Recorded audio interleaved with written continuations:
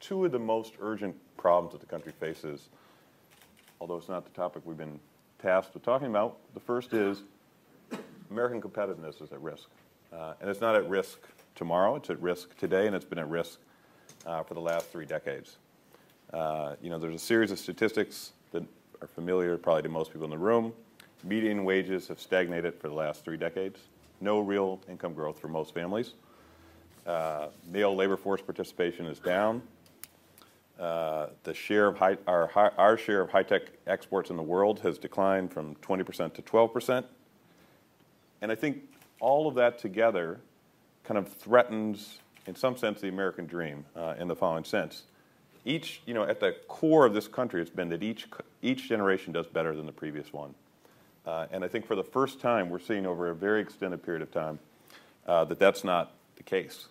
And ultimately, I think that can tear at the social fabric that holds the whole country together. So I'd say that's problem number one.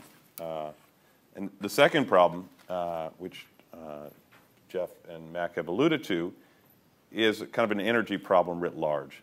And that you can see that in our dependence on fossil fuel, you can see it in our energy security, and then you can see it, lastly, in climate change. And again, these are not problems that are going to appear tomorrow. They're not problems that are going to appear in a decade. They're problems that are here today. In the case of our fossil fuel dependence, there's no question that our foreign policy is constrained by our reliance on importing oil from the Persian Gulf, a region that is unstable at times and not always friendly to the United States.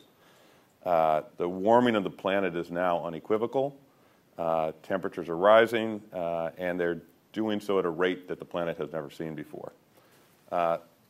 And the problem with that, of course, is that fossil fuels are the cheapest source of energy. That's why we don't have a climate policy. That's why we don't have a tax.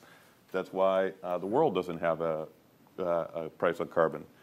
And I think what Jeff and Mac are trying to do is bring down that price differential. And I really think that finding a way to bring down the added costs of low carbon energy is really central to solving these two problems that I think are two of the country's most urgent, if not the most urgent problems. Just to put a fine point on it, I think the economy that innovates to reduce the cost of low carbon energy will have effectively built the better mousetrap. And once that happens, the world will come and buy lots of mousetraps and nice cars and the millions of things that Jeff's company builds. And so I think you want us to focus on policy. We can all say a prayer for a price on carbon. That's not happening very soon, I think. I think there is a path forward that can solve these two problems, that is available and is not quite so gut-wrenching as we seem to find price on carbon. And that would be to undertake a serious energy R&D program for the country. And it's focused on low-carbon energy. And it's very important that that be focused on the R&D, not that private companies do, but the R&D that produces knowledge that private companies can take advantage of.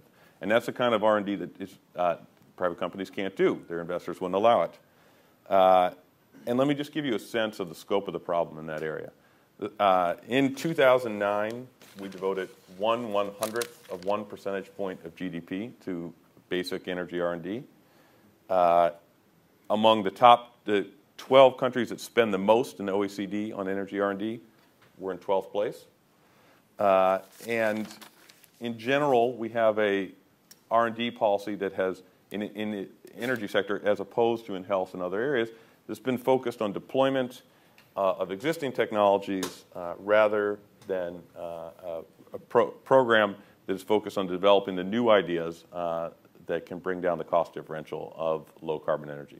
So I guess my answer to your question is the path forward that I see in the immediate future is a serious commitment to doing energy R&D and doing it in a way that this country has done in several other arenas. The NIH and the NSF are hallmarks of politics-free science, and we should do something like that in energy.